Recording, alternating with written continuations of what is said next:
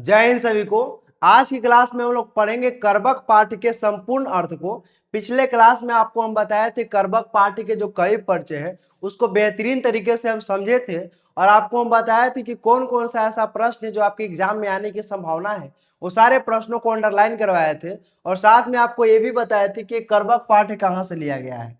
ठीक है ना। आपको हम बताए थे कि कर्बक जो पाठ है वो पद्मावत महाकाव्य से लिया गया है।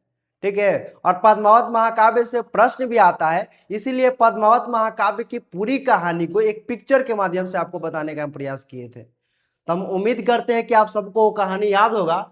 और आज की जो क्लास होने वाली है वो कर्बक चैप्टर की जो संपूर्ण अर्थ है उसको उस पर आज क्लास होने वाली है। आज की क्लास में हम लोग क्या करेंगे कि एकक शब्दों का अर्थ निकाल निकाल करके पूरे कर्बक को हम लोग क्या करेंगे, समझेंगे। तो चलिए स्टार्ट करते हैं। देखिए ये है आपका किताब का जो फोटो है उसी को यहाँ पर लिए हैं। ठीक है ना। यही है आपका कर्बक जो है दो खंडों में है, कर्बक 1 कर्बक 2। ठीक है ना। ये दोनों को बेहतरीन तरीके से समझेंगे। हम क्या करेंगे कि ये दो दो को लाइन को लेंगे। ठीक है ना। यहाँ पर नहीं, दो दो को लाइन को लेंगे अलग से स्लाइड में, और दो दो लाइन का पूरा अर्थ को समझते हुए उसको क्या करेंगे, समझेंगे दो दो लाइन को। ठीक है ना। दो लाइन ले लिए, फिर दो लाइन, फिर दो लाइन, ऐसे कर करके क्या होगा, पूरे जो कर्बक है उसको क्या करेंगे, समझेंगे। तो चलिए स्टार्ट करते हैं। देखिए ये प्रथम कर्बक है। प्रथम कर्बक में पहला दो लाइनों को देखते हैं। देखिए क्या कह रहा है कि एक नयन कवि मोहम्मद गुनी सोई विमोह जय कवि सुनी। यानी कह क्या रहा है कि एक नैन, नैन मतलब होता है आंख, एक मतलब एक, नैन मतलब क्या होता है, आंख, कवि मतलब कवि। ठीक है ना। मोहम्मद यानी कि मलिक मोहम्मद जैसी। गुनी मतलब क्या, गुणवान, गुनी मतलब क्या, गुणवान। यानी कि एक नैन, नैन मतलब क्या, आंख, कवि मतलब कवि, मोहम्मद मतलब मलिक मोहम्मद जैसी, गुनी मतलब गुणवान। यानी कह रहा है कि कवि मलिक मोहम्मद जैसी एक आंख के होते हुए भी, एक आंख के होते हुए भी वे इतने गुणवान है, वे इतने गुणवान है, वे इतने। देखो क्योंकि जो कर्बक जो पाठ जो ये सब जो काव्य खंड है ना, उसको थोड़ी सी बातों को ऐड कर करके क्या होता है, जोड़ जोड़ करके क्या होता है, पढ़ने पड़ता है। ठीक है ना। तो एक मतलब एक, नैन मतलब आंख, कवि मतलब कवि, मोहम्मद मतलब मलिक मोहम्मद जैसी, गुनी मतलब क्या, गुणवान। यानी कि कवि मलिक मोहम्मद जैसी एक आंख के होते हुए भी वे इतने गुणवान हैं कि सोई विमोहा जय कवि सुनी। सोई मतलब होता है वही, सोई मतलब क्या होता है, वही। विमोहा यानी कि मोहित हो जाना, विमोहा मतलब मोहित हो जाना। जय, जय मतलब होता है जिसने, जय मतलब क्या होता है, जिसने। कवि, कवि मतलब होता है कवि। सुनी मतलब होता है सुनना, सुनी मतलब क्या होता है, सुनना। यानी कि जय यानी कि जिसने कवि की बातों को सुनी है वही क्या हो जाता है, मोहित हो जाता है। सुनो, सोई मतलब होता है वही, विमोहा मतलब होता है मोहित हो जाना, जय मतलब होता है जिसने, कवि मतलब होता है कवि, सुनी मतलब होता है सुनना। यानी कि जिसने कवि की बात सुनी है वो क्या हो गए हैं, मोहित हो गए हैं। देखो क्या कहा गया है कि कवि मलिक मोहम्मद जैसी एक आंख के होते हुए भी वे इतने गुणवान हैं कि जिसने कवि की बातें सुनी वही क्या हो जाते हैं, मोहित हो जाते हैं। तो हम उम्मीद करते हैं कि पहला लाइन आप सभी को समझ में आया होगा। ठीक है, क्योंकि इसमें कुछ है नहीं।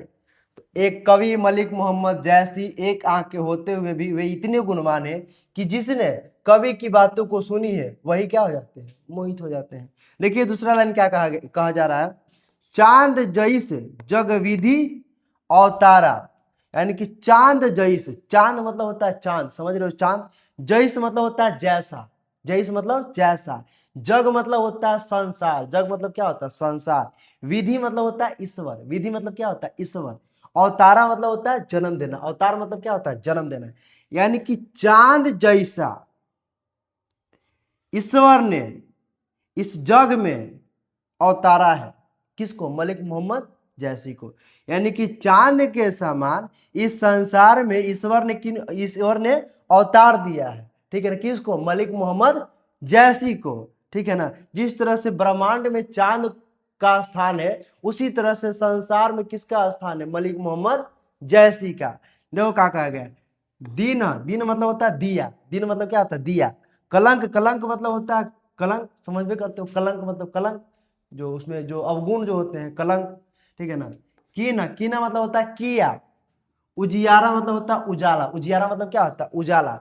यानी कहते हैं कि चांद जैसे, यानी कि चांद जैसा इस जग में ईश्वर ने उनको अवतार दिया है, मलिक मोहम्मद जैसी को दिया कलंक, और उसके साथ उनको क्या किया है, दिया कलंक। इस तरह से चांद को दिए है कलंक, ठीक है ना, तो उसी तरह से इनको भी क्या किया, दिया कलंक कि नहीं उजियारा, लेकिन ये क्या किए उजियारा। देखो जिस तरह से ब्रह्मांड में किसको दिया गया है स्थान, चांद को दिया गया है, लेकिन उसके साथ उसको कलंकित भी किया गया है, और वो क्या होता है, कलंकित किया गया है, ठीक है ना। लेकिन जो चांद जो होता है अपनी क्या होता है, रोशनी से सभी को क्या करता है, प्रकाशमान करता है। उसी तरह से मलिक मोहम्मद जैसी, ठीक है ना, उनको भी दिए हैं कलंक, यानी कि उनके पूरे शकल पर क्या है, चेचक है, बाएं आंख और बाएं कान से क्या है, वंचित है, लेकिन किए उजियारा, यानी कि फिर भी क्या उनमें क्या है, कलंक दिए हैं, लेकिन वो अपने ज्ञान से सारे संसार को क्या कर रहे हैं, उजाला कर रहे हैं। समझ में नहीं आएगा तुम लोग समझ रहे हैं, देखो फिर से समझना। चांद जैस जग विधि अवतार, यानी कि चांद के समान इस जग में ईश्वर ने उनको अवतार दिया है, मलिक मोहम्मद जैसी को। जिस तरह से चांद को कलंकित किए हैं, उसी तरह मलिक मोहम्मद जैसी को दिए कलंक, यानी कि कलंकित किए हैं। और जिस तरह से चांद क्या करता है, अपनी जो रोशनी से सभी को प्रकाशमान करता है, उसी तरह से किए उजियारा, यानी कि मलिक मोहम्मद जैसी अपने ज्ञान की रोशनी से सभी को क्या करते हैं, किए उजियारा, यानी कि सभी को क्या करते हैं, उजाला प्रकाशमान प्रकाशित क्या करते हैं पूरे संसार को क्या करते हैं, प्रकाशित करते हैं। समझ में आया, ठीक है। तो देखो यही दो गो लाइन क्या होता है, देता है और पूछता है कि इसका अर्थ स्पष्ट कीजिए, ठीक है ना, इसका अर्थ स्पष्ट कीजिए। अगर इसका अर्थ पूरी तरह से अगर बता दोगे, भावार्थ स्पष्ट कीजिए, अगर बता दोगे तो 5 नंबर का प्रश्न आता है, ठीक है।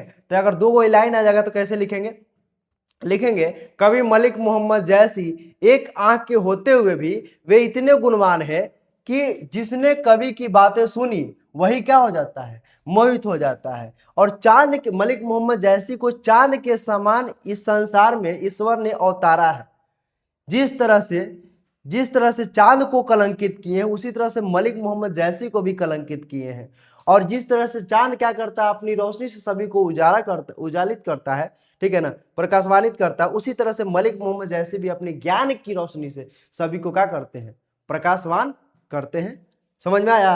तो इस तरह से करके लिख देंगे, आपका 5 नंबर कोई रोकने वाला नहीं है। इस तरह से संदार लिखोगे तो फिर कहना ही नहीं है, एग्जामिनर नंबर काट ही नहीं सकता। चलो अगला लाइन को देखते हैं। देखो क्या लिखा गया है, क्या हुआ जी,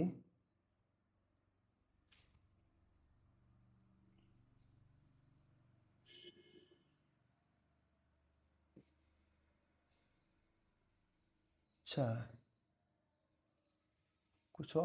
कुछ और दबा गया था क्या,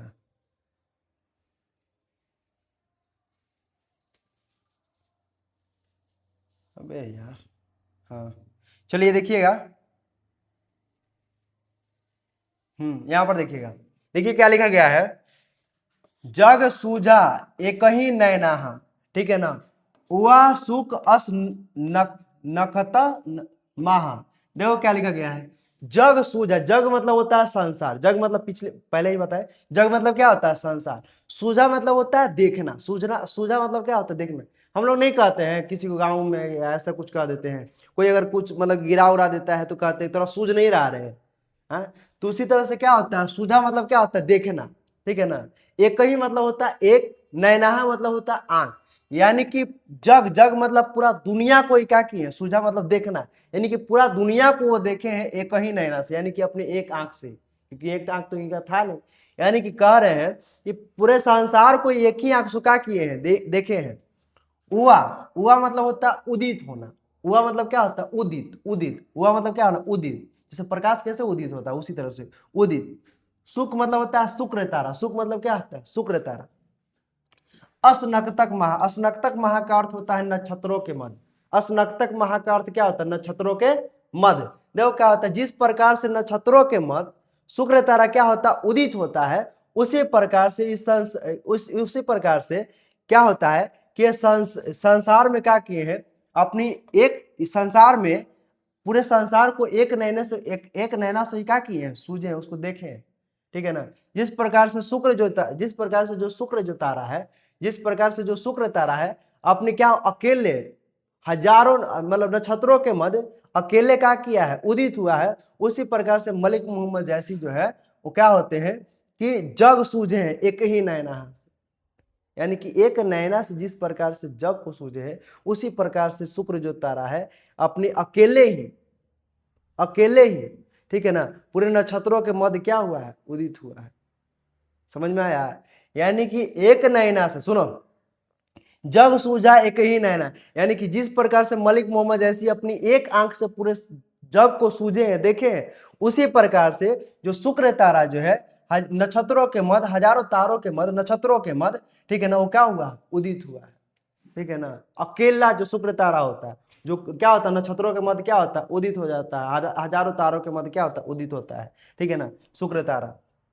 आगे देखो क्या लिखा गया है, जौ लही अंबही डाब न होई तो अब लही सुगंध बसाई न सोई। देखो क्या लिखा गया है, जौ, जौ मतलब होता है जब, लही मतलब होता है तक, यानी कि जब तक, जौ लही मतलब जब तक, अंबही, अंबही मतलब होता है आम, अंबही मतलब क्या होता है, आम। ठीक है ना, डाब मतलब होता है, जानते हो क्या होता है डाब? डाब मतलब जैसे कच्चा आम होता है तो देखते हो उसको तोड़ते हो तो उसमें से दूध निकलता है, लेकिन वही जो अम्मा जो पक जाता है तो उसमें देखो लाही लाही टाइप से लग जाता है, पकता है तो दूधवा जो होता है लाही लाही से क्या होता है, साइड में लग जाता है, तो उसी को बोलते हैं डाब, उसी को क्या बोलते हैं, डाब। ठीक है ना, तो जौ लही अंबही, यानी कि जब तक आम में डाब न हुई, यानी कि जब तक आम में क्या होता है, मजरी नहीं लगता है, यानी कि डाब नहीं लगता है, जो छोटा रहता है तो उसमें दूध निकलता है, लेकिन जैसे बड़ा हो जाता है तो उसमें लाही लाही टाइप पे क्या हो जाता है, लग जाता है। ठीक है ना, तो क्या बोला गया कि जब तक अंबही, यानी कि आम में डाब ना हो, यानी कि क्या होता है, मंजरी नहीं लगता है, तो मतलब होता है तब, लही मतलब होता है तक, यानी कि तब तक, सुगंध, सुगंध जो होता है स्वाद, ठीक है ना, सुगंध मतलब यहाँ स्वाद, स्वाद मतलब बताया गया है। ठीक है ना, बसाई न सोई, तब तक उसमें स्वाद क्या होता है, बसता उस्ता नहीं है। समझ में आया? देखो क्या लिखा गया है, यानी कि जौ यानी कि जब तक, अंबही मतलब होता है आम में, डब यानी कि मजरी नहीं लगता है, यानी कि जब तक आम में मजरी नहीं लगता है तब तक, यानी कि तौल यानी कि तब तक, सुगंध मतलब स्वाद, ठीक है ना, बसाई न सोई, तब तक उसमें स्वाद क्या होता है, बसता नहीं है। जैसे जितना चिकना तुम आम देखोगे ना वो देखने में सुंदर लगेगा लेकिन उसमें स्वाद नहीं रहेगा। ठीक है ना, और जितना जो होता है जिसमें मंजरी लगा रहता है वो आम देखने में ठीक नहीं लगेगा लेकिन वो क्या होता है, वो स्वादिष्ट होता है। तो वही बोला गया है, जब तक आम में डाब नहीं लगता है तब यानी कि तब, तौल यानी कि तब तक उसमें सुगंध क्या होता है, बसता नहीं है। अगर ये दोनों लाइनों का अर्थ लिखने के लिए आ गया तो कैसे लिखोगे, लिखना कि मलिक मोहम्मद जैसी अपनी एक आंख से पूरे जग को क्या किए हैं, सूझे हैं। ठीक है ना, जिस प्रकार से जो जग को क्या किए, देखे हैं, सूझे हैं। ठीक है ना, जिस प्रकार से शुक्र तारा हजारों नक्षत्रों के मध्य क्या किया है, उदित हुआ है, उसी प्रकार से इस संसार में भी क्या किए हैं, मलिक मोहम्मद जैसी उदित हुए हैं। ठीक है ना, जौल है यानी कि जब तक क्या होता है, आम में क्या होता है, डाब नहीं लगता है, यानी कि जब तक उस आम होता है आम में डाब नहीं लगता तब तक, यानी कि तौल ही, यानी कि तब तक सुगंध बसाई न सही, तब तक उसमें सुगंध क्या होता है, बसता नहीं है। यानी कि ये हर एक लाइन से ये बताने की कोशिश कर रहा है कि अगर किसी में अवगुण है तो उसमें क्या होता है, गुण भी होता है। जैसे आम में क्या होता है, डाब लगा उसका अवगुण है, दिखने में ठीक नहीं लगता है लेकिन वो क्या होता है, स्वादिष्ट होता है। उसी तरह से मलिक मोहम्मद जैसी उनकी सकल प्रचेचक है, बाएं आंख और बाएं कान से वंचित है, लेकिन फिर भी वो क्या है, गुणवान है। ठीक है ना, यानी कि अगर किसी व्यक्ति में कोई कमी है तो उसके क्या होता है, कुछ गुण भी होता है। तो वही हर एक मतलब कि जो लाइन है उसमें बताने का यही प्रयास किया जा रहा है। अगला लाइन देखिएगा क्या है, देखिए क्या लिखा गया है कि ना समुद्र पानी जो खाड़ा तो अति भाव असूज अपारा। देखो क्या लिखा गया है, कीना मतलब होता है किया, समुद्र मतलब होता है समुद्र, पानी मतलब पानी, जौ मतलब होता है जब, खाड़ा यानी कि खाड़ा मतलब समझते हो ना, नमक, जो जो समुद्र का पानी देखते हो खाड़ा रहता है। ठीक है ना, और नमक का मात्रा जो होता है ज्यादा होता है। ठीक है, तो वही देखो क्या लिखा गया, किया समुद्र पानी जो खाड़ा, यानी कि किए समुद्र पानी जो खड़ा, यानी कि जब खड़ा, यानी कि जब समुद्र का पानी खड़ा किए तो, यानी कि तब अति भाव, यानी कि अति भाता है, असूजा पारा। असूज, असूज मतलब जिसको देखा नहीं जा सके। एक पार से दूसरे पार समुद्र को देख पाते हो? देखते हो कहाँ तक असीमा, एकदम उसको पता ही नहीं चलता है कहाँ तक समुद्र है। तो असूजा पारा होता है, उसको एक ओर से दूसरे तरफ, एक ओर से दूसरे तरफ क्या कर सकते हो? नहीं देख सकते हो। तो देखो क्या लिखा गया है कि किन समुद्र पानी जो खड़ा है, यानी कि जब समुद्र का पानी खड़ा किए, यह उसका क्या है? अवगुण है। अवगुण है ना, कि समुद्र का पानी खड़ा कर दिए, मीठा कर देते, तो नहीं, क्या किए हैं? खड़ा किए हैं। तो की ना समुद्र पानी जो खड़ा, यानी कि समुद्र का पानी क्या किए? जब खड़ा किए तो अतिभाव असूजा पड़ा, तब उसमें एक गुण दे दिए कि तो अतिभाव, अति भाता है, असूजा पड़ा, एकदम अपार दिखता है, जिसको एक पार से दूसरी पार क्या कर सकते हैं? नहीं देख सकते हैं। ठीक है ना। तो ये गुण, ये इसका अवगुण हो गया, समुद्र का पानी खड़ा कर दिए, लेकिन उसके साथ उसमें गुण भी दे दिया कि वो इसको इतना अपार बना दिया कि उसको एक पार से दूसरी पार तुम सूझ नहीं सकते हो, और सूझ आ पा रहा है, एक ओर से दूसरी ओर तुम देख नहीं सकते हो। आगे देखो क्या लिखा गया है, जो सुमेरु त्रिशूल विनाशा भा कंचन गिरी लाग आकाशा। यानी देखो क्या लिखा गया है कि जो, यानी कि जब सुमेरु, सुमेरु एक पर्वत का नाम था, ठीक है ना, जब सुमेरु पर्वत को त्रिशूल से विनाश किया गया। देखो शंकर भगवान थे, ठीक है ना, शंकर भगवान ने, ऐसा कहा जाता है कि शंकर भगवान जो है सुमेरु पर्वत को, घमंड बहुत हो गया था बड़ा होने का, तो शंकर भगवान ने अपने त्रिशूल से उसको विनाश कर दिए थे। तो वही बोला गया है कि जो जो मतलब जब सुमेरु को त्रिशूल से विनाश किया गया, भा कंचन गिरी लाग आकाशा, तो जो ऐसा कहा जाता है कि जो शंकर भगवान उसको क्या हुए थे, त्रिशूल से विनाश किए थे, तो उसको घमंड हो गया था कि हम बहुत बड़े हैं, तो उसको त्रिशूल से विनाश किए थे, तो बहुत ज्यादा मतलब अपने आप को मतलब रोने लगा। ठीक है ना। तो क्या होता है कि जो शंकर भगवान जो होते हैं उसको एक वरदान देते हैं कि तुमको क्या होता है, जिस तरह से तुम मतलब ध्वस्त हो गए हो, लेकिन फिर भी तुमको देखने के लिए हजारों लोग दूर, बहुत दूर से क्या होंगे, आएंगे। और आज भी उत्तराखंड तुम जाओगे तो उत्तराखंड में क्या होता है, सुमेरु पर्वत को देखने के लिए लाइन लगता है, सभी लोग जाते हैं सुमेरु पर्वत को देखने के लिए। और क्या होता है, जैसे सूर्य क्या होता है, उदित होता है, उसकी पहली जो रोशनी पड़ता है, तो जो सुमेरु जो पर्वत है वो सोने के जैसा चमकता है, पूरा सोना जैसा क्या होता है, चमकता है। ठीक है ना। आज भी जाइएगा उत्तराखंड में तो ये चीजें हैं। देखिए क्या लिखा गया है, जौ सुमेरु तिरछुल अविनाशा भा कंचन गिरी, यानी कंचन मतलब होता है सोने का पर्वत। ठीक है ना, सोने का पर्वत, कंचन गिरी मतलब होता है पर्वत, कंचन मतलब होता है सोना, यानी कि भा कंचन गिरी, यानी कि सोने का पर्वत लगा आकाशा, सोने का पर्वत आकाश में लग करके क्या होता है, चमकता है। ठीक है ना। तो देखो इसको कैसे समझेंगे, कैसे बोलेंगे, क्या होता है, कैसे कहेंगे, देखिए जब तक क्या होता है, जब सुमेरु पर्वत को त्रिशूल से विनाश किया गया, ठीक है ना, उसमें अवगुण दे दिया गया, लेकिन उसी के साथ उसमें गुण भी दे दिया कि सोने के समान तुम आकाश में हमेशा क्या करोगे, चमकोगे। ठीक है ना, सोने के समान तुम पूरे आकाश में, जैसे ही आकाश तुम पे प्रकाश पहला पड़ेगा तो तुम सोने के समान क्या होगे, पूरी तरह से चमकोगे। तो देखो ये दोनों लाइनों का अर्थ लिखने के लिए रहेगा, तो कैसे लिखोगे, देखो लिखना कि जब चातकीय समुद्र पानी, जब समुद्र का पानी खड़ा किया गया तो उसके साथ ही उसमें गुण भी दे दिया गया कि वो इतना अपार दिखेगा कि कुछ कोई उसको एक पार से दूसरी पार देख नहीं सकता है। ठीक है ना। और इसमें लिखना क्या कि जब सुमेरु पर्वत को त्रिशूल से विनाश किया गया, तभी उसमें क्या हुआ, एक गुण भी दे दिया गया कि वह जैसे सूर्य का पहला प्रकाश पड़ेगा तो सोने के पर्वत बन करके, कंचन गिरी सोने का पर्वत बन करके पूरे सभी लोगों को क्या करेंगे, दिखेंगे, आकाश में क्या होंगे, प्रकाश आकाश लगा आकाश, पूरे आकाश में क्या होंगे, चमकेंगे। ठीक है ना। तो इस तरह से करके दोनों लाइनों का अर्थ क्या करेंगे, लिख देंगे। चलिए आगे समझते हैं, लिखा जाएगा जी। हमको लग रहा है कि ये वाला समझ में तुम लोगों को नहीं है, फिर से देखो, सुनो। जब समुद्र के पानी को खड़ा किया गया, ठीक है ना, समुद्र के पानी को खड़ा किया गया, तो अति तब क्या हो गया कि भाव एकदम भाया, असूजा पारा, असूजा पारा, जिसको एक पार से दूसरी तरफ लोग देख नहीं सकता है। इसको ऐसे लिखना, दूसरा लाइन को लिखना, जब सुमेरु पर्वत को त्रिशूल से विनाश किया गया, उसको ध्वस्त कर दिया गया, तभी उसमें एक गुण भी दे दिया गया कि जैसे ही सूर्य का पहला प्रकाश पड़ेगा तो तुम कंचन गिरी, यानी कि सोने का पर्वत बन करके पूरे आकाश में क्या होगे, चमकोगे। ये उसमें गुण दे दिया गया, बस इस तरह से लिख देंगे। ठीक है। चलिए आगे देखते हैं, अब समझ में आया होगा तुम लोग। आगे देखो क्या लिखा गया है, जो लही घड़ी कलंक न पड़ा कांच होई नहीं कंचन काड़ा। देखो क्या लिखा गया है कि जौ यानी कि जब, लही मतलब होता है तक, जब तक घड़ी, घड़ी मतलब होता है बर्तन, घड़ी मतलब क्या होता है जी, बर्तन, ठीक है ना। कलंक मतलब होता है कलंक, अवगुण, ठीक है ना कलंक मतलब यहाँ कालिका से है, कालिका से, ठीक है ना, कालिका, कलंक मतलब कालिका से है यहाँ पे। न पड़ा, जब तक क्या होता है, देखो क्या है, जौल यानी कि जब तक बर्तन में कलंक नहीं पड़ता है, ठीक है ना।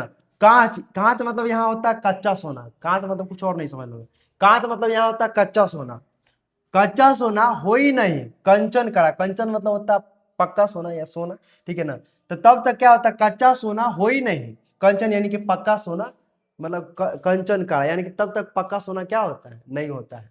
देखो क्या लिखा गया है, जौल है यानी कि जब तक बर्तन में कालिखा नहीं पड़ता है तब तक जो होता है कच्चा जो सोना होता है वो क्या होता है, पक्का सोना क्या होता है, नहीं होता है।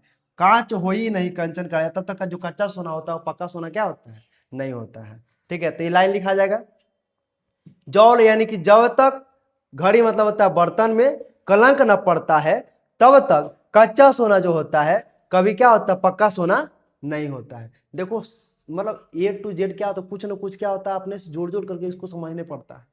समझ में आया, सब चीज को तुम सोचोगे कि इसका अर्थ निकाल निकाल के समझे तो नहीं, कुछ कुछ जो शब्द ऐसे, कुछ कुछ जो ऐसे होते हैं जिसको अपने से जोड़ने पड़ता है, तब इसको क्या होगा, समझने पड़ता है। चलिए तो यहां तक समझ में आया होगा। अगला लाइन देखिए क्या लिखा गया है, एक नैन जस दर्पण ओ ते ही निर्मल भाव, यानी कि एक नयन, कभी मलिक मोहम्मद जैसी का एक नयन है, जस दर्पण हो, जस यानी कि दर्पण के समान है, यह दर्पण जैसे होता है ना, जिसे दर्पण होता है उसी तरह से कवि मलिक मोहम्मद जैसी का उनकी ये क्या है, आंखें हैं, ते ही निर्मल भाव, और उसमें क्या होता है, निहित है क्या, निर्मल भाव। जैसे क्या होता है कि एक नयन जस दर्पण ओ, यानी कि अपनी एक आंख की तुलना दर्पण से करते हैं कि हमारा एक आंख जो है ना वो दर्पण के समान है, ते ही निर्मल भाव, और दर्पण के समान ही हमारा निर्मल भाव है। यानी कह रहे हैं कभी कि जिस तरह से तुम आईना के सामने जाते हो, आईना के सामने जाते हो, आईना के सामने जाओगे तो तुम जैसे रहोगे ना वैसा तुमको दिखा देगा, ठीक है ना। अगर तुम्हारे अगर चेहरा पर अगर दाना निकला रहेगा तो दाना वो दिखा देगा, दाना निकला, तुम्हारा बाल अगर ऐसे रहेगा तो बाल दिखा देगा तुम्हारा ऐसे है। यानी कि तुम आईना के सामने जाओगे, तुम जैसे रहोगे उसका प्रतिबिंब वैसा ही बनेगा। उसी तरह से मलिक मोहम्मद जैसी कहते हैं खुद को कि एक नयन जस दर्पण हो, मेरा एक नयन एकदम दर्पण के समान है, और ते ही निर्मल, दर्पण में जिस तरह से निर्मल भाव होता है, जैसा रहता है वैसा दिखा देता है, उसी तरह से हमारे अंदर भी क्या है, निर्मल भाव है। जो व्यक्ति जैसा रहता है उसके बारे में वैसा ही बोलते हैं। हमारा कोई छल कपट ऐसा नहीं कि किसी का चापलूसी कर रहे हैं, ऐसा कुछ नहीं है, ठीक है ना। एकदम निर्मल भाव है, जो जैसा है वैसा हम क्या करते हैं, बोलते हैं, ठीक है ना। एकदम दर्पण से, एक नयन जस दर्पण हो, यहाँ से ऑब्जेक्टिव प्रश्न भी आएगा, सब्जेक्टिव भी बनता है, ठीक है ना। तो एक नयन जस दर्पण हो, यानी कि एक नयन जो है कवि मलिक मोहम्मद जैसी का, वो दर्पण के समान है, और ते ही निर्मल भाव, और दर्पण के तरह ही उनमें क्या है, निर्मल भाव है, ठीक है ना। जिस तरह से क्या होता है, दर्पण में जैसा रहता है वैसा दिखा देता है, वैसे ही क्या होता है, कवि मलिक मोहम्मद जैसे कवि के सामने जो मतलब कवि मलिक मोहम्मद जैसे एकदम दर्पण के समान है, उसमें जो व्यक्ति जैसा रहता है उसको वैसा ही बताते हैं, ठीक है। आगे देखो क्या लिखा गया है, सब रूपवंत कही मुंह जो वही कही चाव। देखो सब रूपवंत, जितने भी रूपवंत, क्योंकि ये रूपवंत व्यक्ति थे नहीं, रूपहीन व्यक्ति थे, तो सब रूपवंत कही मुंह जो वही कई चाव, यानी कि जैसे ही ये मुंह से कुछ कहते हैं वैसे क्या होते हैं, सब रूपवंत क्या होते हैं, कई चाव। चाव मतलब समझते हो क्या होता है, वाव, तुम लोग इंग्लिश में बोलते हो ना वाव, ठीक है ना। तो उसी तरह से क्या होता है, कई चाव, यानी कि कई बार क्या होते हैं, वाव वाव करते हैं, यानी कि हिंदी में कई चाव, ठीक है ना। तो क्या कहते हैं, जैसे वो मुख से कुछ कहते हैं वैसे ही सब रूपवंत जो होते हैं कई चाव कहते हैं, वाव वाव कहते हैं, वाव कितने बढ़िया है, ठीक है ना। तो इस तरह से तुम लोग को पूरा लाइन, दोनों लाइन समझ में आया होगा। अब लिखने के लिए आएगा तो कैसे लिखोगे, तो बोलना कि मलिक मोहम्मद जैसी की जो एक आंखें है वो दर्पण के समान है, और दर्पण के तरह ही उसमें निर्मल भाव बस, दर्पण के समान ही उनमें निर्मल भाव है, ठीक है ना। जिस तरह से आप दर्पण के सामने जाइएगा तो आपका जैसा प्रतिबिंब रहेगा वैसा दर्पण दिखा देता है, उसी तरह से मलिक मोहम्मद जैसी के सामने आइएगा तो जैसे रहेंगे वैसे मलिक मोहम्मद जैसी आपको क्या कर देंगे, बोल देंगे, ठीक है ना। और जैसे ही मलिक मोहम्मद जैसी अपनी मुख से कुछ बोलते हैं तो सब रूपवंत क्या होते हैं, कई चाव कहते हैं, वाव वाव करते हैं, कितने बेहतरीन बोल रहे हैं। तो समझ, हम उम्मीद करते हैं कि आप सभी को ये समझ में आया होगा। तो पहला जो खंड जो था, पहला जो कड़बक था वो समाप्त हुआ। अब हम लोग रवाना करेंगे दूसरे कर्बक की तरफ, ठीक है ना। द्वितीय कर्बक को हम लोग पढ़ेंगे, ठीक है। तो यहां तक कोई दिक्कत, प्रॉब्लम, परेशानी? हम उम्मीद करते हैं कि आप लोग को नहीं होना चाहिए, अगर अच्छे से आप लोग समझे हैं तो, ठीक है। तो चलिए अगला लाइन को समझते हैं। देखिए क्या लिखा गया है, मोहम्मद यही कभी जोड़ी सुनावा, सुना जो प्रेम पीर गा पावा। देखो क्या लिखा गया है, मोहम्मद मलिक मोहम्मद जैसी, यही कवि मतलब होता है, कवि मतलब कवि, यही कवि, ठीक है ना। जोड़ी मतलब होता है जोड़ना, जोड़ी मतलब क्या होता है, जोड़ना। सुना मतलब क्या होता है, सुनाते हैं, ठीक है ना। तो देखो क्या लिखा गया है कि यही यही कवि मलिक मोहम्मद जैसी इस करवा को जोड़ जोड़ करके आपको क्या किए हैं, सुनाए हैं। मोहम्मद मतलब मलिक मोहम्मद जैसी, यही मतलब होता है यही, यही कवि, कवि मतलब होता है कवि, ठीक है ना। जोड़ी मतलब होता है जोड़ जोड़ करके, सुनावा मतलब होता है सुनाना, यानी कि यही कवि मलिक मोहम्मद जैसी, ठीक है ना, जोड़ जोड़ करके क्या किए हैं, सुनाए हैं। इस पूरे करबा को जोड़ जोड़ करके सुनाया, सुनाया है कि नहीं सुनाया है। समुद्र को जोड़े हैं, नहीं सुने हैं, समुद्र को जोड़े, आम को जोड़े हैं, ठीक है ना। सुमेरु पर्वत को जोड़े, वो सबके गुण और अवगुण को बारे में बताया ना, कि इसका ये गुण है तो इसका क्या है अवगुण, ये अवगुण है तो इसका गुण है, यानी कि मलिक मोहम्मद जैसी से जोड़ जोड़ के सारी बातों को बताया ना। तो देखो क्या लिखेगा है कि यही कवि, यानी कि यही जो कवि है मलिक मोहम्मद जैसी, ये जोड़ी है सुनावा, यानी कि जोड़ जोड़ के क्या किए हैं, सुनाए हैं। सुना जो प्रेम पीर गा पावा, जो इनकी बातों को सुना है वो प्रेम के पीर, प्रेम के पीर यानी कि हृदय के पीड़ा, प्रेम के पीड़ मतलब क्या होता है, प्रेम के पीड़ मतलब हृदय के पीड़ा, यानी कि सुना जो प्रेम के पीड़, यानी कि प्रेम के पीड़ यानी कि हृदय के पीड़ा, गा पावा यानी कि बता पावा, बता पाता है अपनी हृदय के पीड़ा को, क्या करता है, बता पाता है अपनी हृदय के पीड़ा को, क्या करता है, महसूस कर पाता है, ठीक है ना। उसमें कुछ अवगुण रहता है तो समझ पाता है कि मलिक मोहम्मद जैसी में भी अवगुण था, लेकिन वो इतने महान हो गए, तो अपने जो भी इनके काव्यों को सुनता है वो क्या होता है, हृदय के पीड़ा को क्या होता है, गा पाता है, बता पाता है। समझ में आया। यानी कि यही कवि मलिक मोहम्मद जैसी, यानी कि जोड़ जोड़ करके क्या किए हैं, सुनाए हैं। जो सुनना है उनके काव्य को, वो क्या हुआ है, जो सुना वो क्या था, प्रेम के पीड़ा यानी कि हृदय के पीड़ा का किया, गा पाया है, बता पाया है। आगे देखो, जोड़ी लई रकत के ले गढ़ी प्रीति नैन जल भेई। देखो क्या लिखा गया है, जोड़ी लई, जोड़ी, जोड़ी मतलब होता है जोड़ना, लाई, लाई मतलब क्या होता है, ला जोड़ी लाई, लाई मतलब यहां पर वाक्यों को बोला गया है। लाई, एक मिनट देखते हैं, लाई लाई लाई लाई लाई का अर्थ क्या होता है जी, नहीं दिया गया, इसमें नहीं दिया गया। देखो लाई का अर्थ वही होता है जोड़ना। तो जोड़ी लाई रकत के लिए, रकत, रकत मतलब होता है ब्लड, खून, खून के ले मतलब होता है गोंद। ले तुम लोग बनाए हो बचपन में, बचपन में कुछ जाते पोस्टल चिपकाने के लिए होता है ना, मतलब गांव देहात में देखना कोचिंग वाला जो होते हैं वो पोस्टल चिपकाने के लिए, जैसे हम लोग भी प्रयोग किए हैं, तो पोस्टल क्या होते हैं, चिपकाने के लिए लेई का प्रयोग करते हैं, लेई बनाते हैं और ठीक है ना, और लेई को क्या करते हैं, उस पोस्टर पर करते हैं, ऐसे चिपकाते हैं, उसी को लेई, लेई मतलब क्या होता है, गोंद होता है। तो रक्त के लिए यानी कि खून के गोंद, खून के गोंद, यानी कि जोड़ी लाई, यानी कि जोड़ी, यानी कि वाक्यों को जोड़े हैं, ठीक है ना, वाक्यों को जोड़े हैं रकत के लिए, यानी कि खून के गोंद से पूरे वाक्य को क्या किए हैं, जोड़े हैं। खून के गोंद से पूरे वाक्य को क्या किए हैं, जोड़े हैं। गड्डी प्रीति नैन जल भय, यानी कि बहुत ये जो वाक्य है, ये जो करवक है, इससे गड़ी प्रीति यानी कि गहरा क्या है, प्रीति है, लगाव है। नन नैन जल भय, यानी कि जब ये लिख रहे थे तो नैन से जल क्या हो रहा था, बह रहा था, यानी कि कह रहे हैं कि जो कर्बक पाठ को है ना, रक्त के ले इस जोड़ी लाई, यानी कि जोड़ी, यानी कि वाक्य को जोड़े हैं रकत के ले, यानी कि रकत के ले से वाक्यों को क्या किए हैं, जोड़ जोड़ करके लिखे हैं। यानी कि रकत के ले कहने का मतलब यानी कि हृदय की पीड़ा को बता रहे हैं, मतलब इतना मेहनत करके लिखे हैं, मतलब अपने खून लगा दिए हैं, खून के गोंद से इसको जोड़ जोड़ करके लिखे हैं, यानी कि बहुत मेहनत परिश्रम कर करके इसको क्या किए, लिखे हैं। यानी कि रक्त के लई से क्या किए हैं, वाक्यों को जोड़ जोड़ करके लिखे हैं। गड्डी प्रीति यानी कि गहरा प्रीति है इस हमारे करबक से, ठीक है ना। नैन जल भय, यानी कि जब हम लिख रहे थे तो हमारी आंखों से क्या हो रही थी, आंसू बह रही थी। देखिए क्या लिखा गया है, इसका अर्थ दोनों को कैसे समझेंगे।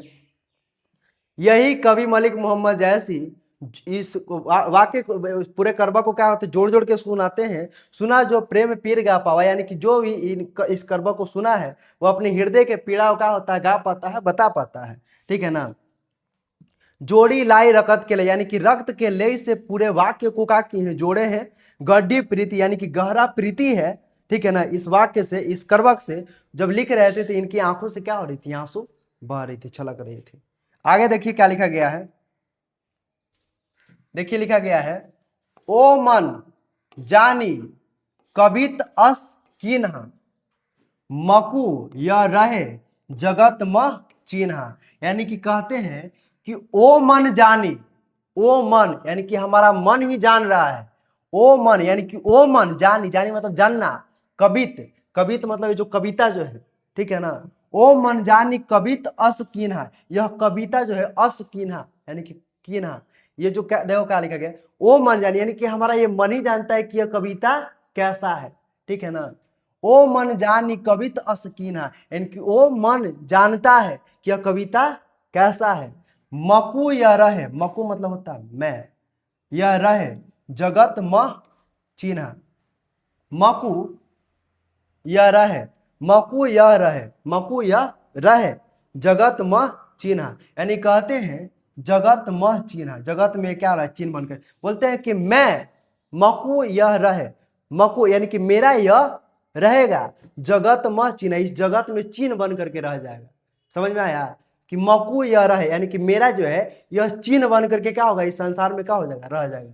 देखो क्या कहा जाए, वो देखो क्या लिखा गया है कि ओ मन जानी कवित अस्किना, कह रहे कि ये मन ही हमारा जानता है कि यह कविता कैसा है। मकु यह रहे जगत मह चिन्हा, मकु ये जो हमारा मकु यानी कि ये हमारा पहचान बन करके, हमारा चिन्ह बन करके इस संसार में, जगत में, इस जगत में, इस संसार में क्या हो जाएगा, रह जाएगा। आगे देखो कहा लिखा गया है, कहा सो रतन सेनी अस राजा, कहा सुआ असी उपी बुद्धि उपराजा। देखो क्या लिखा गया है, कह रहे हैं कि कहा सो रतन सेन अस राजा। आपको बोले थे ना कि पद्मावत महाकाव्य से यहाँ पंक्ति दिया गया है, उस पूरे पद्मावत महाकाव्य को पूरी कहानी के माध्यम से आपको हम समझाए थे। वही लिखा गया है कि कहा सो रतन सेनी अस राजा, आप कहाँ है वो राजा रतन सेन, अब जिंदा नहीं है, मर गए। तो कहा सो रतन सेनी अस राजा, कहाँ सुआ असी बुद्धि उपराजा। कहाँ सुआ, सुआ मतलब होता है वही सुगा, हीरामन जो तोता है उसका बोला गया है। कहाँ सुआ असी बुद्धि उपराजा, जो इतना बुद्धि था, इतना क्या था, ज्ञाता था, वो कहाँ है आज, वो आज नहीं है, वो भी मर गया, ठीक है ना। तो बोला गया है कहाँ आज राजा रत्न सेन है, कहाँ वो क्या है, हीरामन तोता है, नहीं है, ठीक है ना, कोई नहीं है, दोनों में से कोई नहीं है, ठीक है ना। आगे देखो क्या लिखा गया है जी, कहा नहीं आगे देखो, कहाँ अलाउद्दीन सुल्तानु, अब कहाँ अलाउद्दीन सुल्तानु है, दिल्ली सल्तनत के राजा अलाउद्दीन खिलजी, जो कहता है कि अल्लाह के बनाई गई हर एक नायाब चीजों पर सिर्फ और सिर्फ अलाउद्दीन खिलजी का आके, वो आज कहाँ है। कहाँ अलाउद्दीन सुल्तानु, कहाँ राघो जय की न बखानु, कहाँ राघो चेतन है, जो इधर से जाकर के उधर चुगली करता था और क्या करता था, जादू टोना करता था। कहाँ राघो जय की न बखानु, कहाँ अब राघो चेतन है, ठीक है ना। कहाँ कहाँ स्वरूप पद्मावती रानी, अब कहाँ स्वरूप पद्मावती रानी है, अब रानी राजकुमारी सिन्हल द्वीप की रानी राजकुमारी पद्मावती है, नहीं है। कहाँ स्वरूप पद्मावती रानी है, पद्मावती रानी नहीं है। कोई न रहा जग रही कहानी, आज इस संसार में कोई नहीं है, लेकिन उनकी कहानी आज भी क्या है, जीवित है। आज भी हम लोग पद्मावत महाकाव्य को पढ़ते हैं तो सारी कहानी को क्या करते हैं, समझते हैं, ठीक है। तो कोई भी संसार में रहता नहीं है, ठीक है ना, उसकी कहानी सिर्फ बन करके रह जाती है, लेकिन वही कहानी बताती है कि इंसान कैसा था, ठीक है ना। आज आप पढ़ते होंगे सुनते होंगे राजकुमारी पद्मावती के बारे में, तो आप सुनते होंगे कितना महान स्त्री थी, ठीक है ना, कितना महान स्त्री थी, ठीक है, कि मतलब अपने पति के सिवाय सोचती थी कि कोई हमारा क्या होता है, टच ना कर सके, हमें छू ना सके, ठीक है ना। और कहाँ क्या था, जो था अलाउद्दीन खिलजी, सॉरी राजा रत्न सेन, जो अपनी क्या होता है प्रतिष्ठा, अपनी आन बान शान के लिए अपनी पूरा राज और अपनी जान को भी क्या कर दिया, त्याग दिया, ठीक है ना। तो ये आप क्या होंगे, सुनते होंगे तो इनके बारे में आपको लगता होगा कितने महान लोग थे, लेकिन वही जब सुनते होंगे आप अलाउद्दीन खिलजी के बारे में, आप सुनते हो कितना घटिया किस्म का आदमी था, हाँ? कितना घटिया किस्म का ये आदमी था। आप लोग को सुनते होंगे तो आपको मन में एक ख्याल आता होगा, तो कोई नहीं इस जग में रहता है, बस उसकी सिर्फ और सिर्फ कहानी बन करके क्या हो जाती है, रह जाती है, ठीक है ना। तो बोला गया कि अब कहाँ है कोई लोग, कोई ना रहा जग रही कहानी, कोई इस संसार में रहने नहीं आता है, बस उसकी कहानी बन करके रह जाती है। तो आप भी कुछ ऐसा काम कीजिए जिससे आपकी कहानी क्या होगी, इस संसार में बनी रह जाएगी। आज महात्मा गांधी नहीं है, लेकिन आज महात्मा गांधी को क्या करते हैं हम लोग, आज बी आर अम्बेडकर नहीं है संसार में, लेकिन बी आर अम्बेडकर को आज क्या करते हैं हम लोग, उनकी बातों को हम लोग क्या करते हैं, हृदय में सजो करके रखते हैं, बातों को मानते हैं, ठीक है ना। आज हम लोग संविधान को पढ़ते हैं, तो कोई नहीं इस संसार में रहता, बस उसकी कहानी बन करके क्या हो जाती है, बच करके रह जाती है। आगे देखिए क्या लिखा गया है, ये पूरा समझ में आया होगा आप लोगों को। ओम मन जानी कभी तो अस्किना, ये मेरा मन ही जा रहा है कि ये कविता कैसा है, मेरा यह जगत में चिन्ह बन करके क्या हो जाएगा, रह जाएगा। देखिए, कहाँ सो रतन सेनी अस राजा, आप कहाँ राजा रतन सेन है, और कहाँ कहाँ सुआ असी बुद्धि उपराजा, कहाँ जो ज्ञाता जो हीरा मंजू तोता था वो कहाँ है, ठीक है ना, कोई नहीं है, ठीक है ना। आगे देखो क्या लिखा गया था, कहाँ अलाउद्दीन सुल्तानू, अब कहाँ अलाउद्दीन सुल्तानू है दिल्ली सल्तनत के, कहाँ राघो जय की न बखानू, कहाँ राघो चेतन है जो इधर से उधर क्या करता था, बखान करता था। कहाँ सुरूप पद्मावती रानी, कहाँ अब राजकुमारी पद्मावती है, नहीं है, कोई न रहा जग रही कहानी, इस संसार में कोई रहने नहीं आता, बस उसकी कहानी क्या होती है, बन करके बच करके रह जाती है। तो कोई न रहा जग रही कहानी। आगे देखिए क्या लिखा गया है, देखिए, धनी सो पुरु जस कीर्ति जासु, फूल मरे पे पै मरे न बासु। देखो क्या लिखा गया है, धनी सो पुरुष, यानी कि धनी सो यानी कि धन है वो, पुरुष पुरुष मतलब पुरुष, धन है वो पुरुष, जस कीर्ति जासु, कि जस जिसकी जस है, कीर्ति है, जासु आज संसार में क्या है, जस कीर्ति, जस कीर्ति, जस कीर्ति मतलब समझते हो, इसकी जस कीर्ति यानी कि जिसकी मान सम्मान आदर, ठीक है ना, जस, ठीक है ना, उसको बोलते हैं। तो जस कीर्ति जासु, बोलते कि धन है वो पुरुष, धनी सोय यानी कि धनी सोय यानी कि धन है, पुरुष मतलब पुरुष, जस कीर्ति जासु यानी कि जिसकी कीर्ति आज भी क्या है, जीवित है, फूल मरे पै मरे न बासु, यानी कि फूल मर जाता है लेकिन उसका सुगंध क्या होता है, मरता नहीं है। आज वो पुरुष क्या है,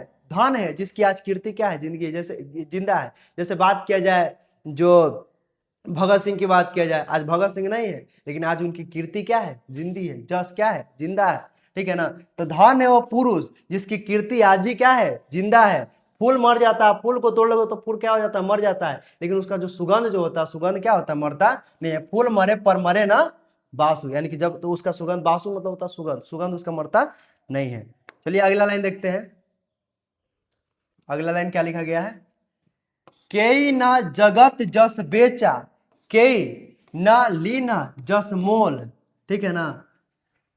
केई, केई मतलब होता है कोई, केई मतलब कोई, न जगत, जगत मतलब होता है जगत मतलब संसार, तो कोई ना संसार में जस, जस मतलब क्या बताएं, जस मतलब आपकी आदर सम्मान, आपका प्रतिष्ठा, ठीक है ना।